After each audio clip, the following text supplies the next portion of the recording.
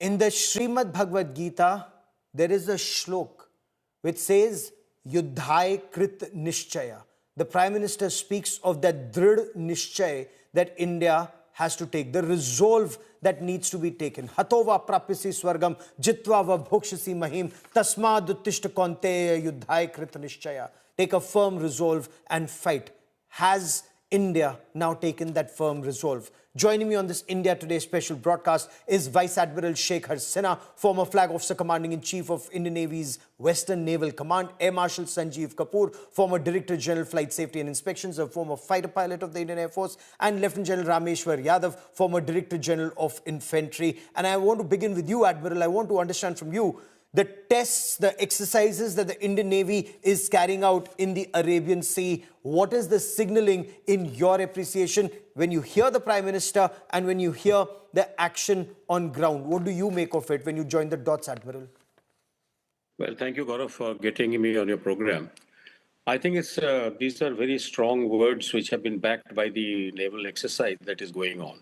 The two things which come to my mind, if I were there, what I would have gleaned out of this. Number one, that given the targets, a precision attack can be made from distances where the Pakistanis cannot reach and attack our ships. So that is number one. Number two is that we are ready. We will not allow any of their ships and submarines to get out of their harbors, or if we want, we can enforce a blockade and maintain it for quite good time, which will stop the the support by means of the oil, by means of any commerce which is coming into Pakistan. That can be stopped and maintained. So that should choke the country economically, and that falls in line with the government's policy of first doing a diplomatic and economic pressure, and thereafter apply the military pressure either from land or from air. Air, land, sea, undersea, India's strength. The Prime Minister, Air Marshal Kapoor, when you hear the Prime Minister in his Mann Ki Baat, he's spoken of multiple aspects. How would armed forces commanders be witnessing or viewing what the Prime Minister has said? What's his signal to them? Of course, there'll be a direct signal, but then there is a signal that goes nationwide. What do you make of what the Prime Minister said? I covered with you 3 days ago. The stopping of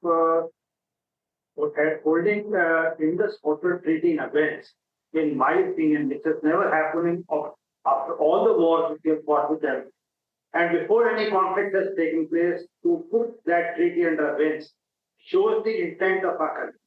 Mobilization of the three services, their exercises, and coinciding with the capability building that is going on presently could be termed as warming up. Before you go in for any race, a person warms up. And similar thing is happening across also, because the advantage which the enemy has now got is that they have stopped all the overflight clearances of our aeroplanes.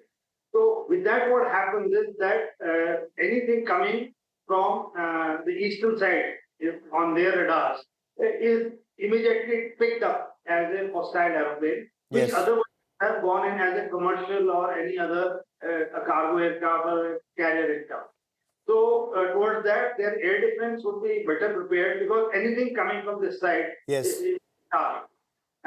The deployment is going on, and we have multiple options, like Admiral Sinha just mentioned, that it is the political will to give us the directions to the services, their aim as to what should be the targets that should be taken out first. Oh, absolutely. And that, of course, we leave it best to the armed forces and the government of the day to decide. The Prime Minister knows and his government knows how best to keep India and Indians safe.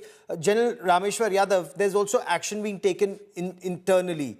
I believe now 10 homes of active terrorists have been decimated. They're being destroyed. They're being pulled down. There are active operations currently underway at multiple locations to neutralize terrorists. Is that an effort that you secure your flanks before any action follows? It's to weaken any support that the adversary may have? Basically, it is to deter any future helpers, foreground workers, or militant themselves, in case they indulge in engage in their activities, what is going to happen to them? Demolishing their houses and their court cases, one of the methods of conveying political message to them, and thereby conveying somebody else in the such Okay.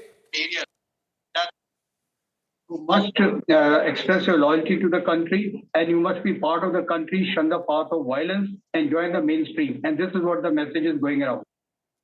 Fair enough.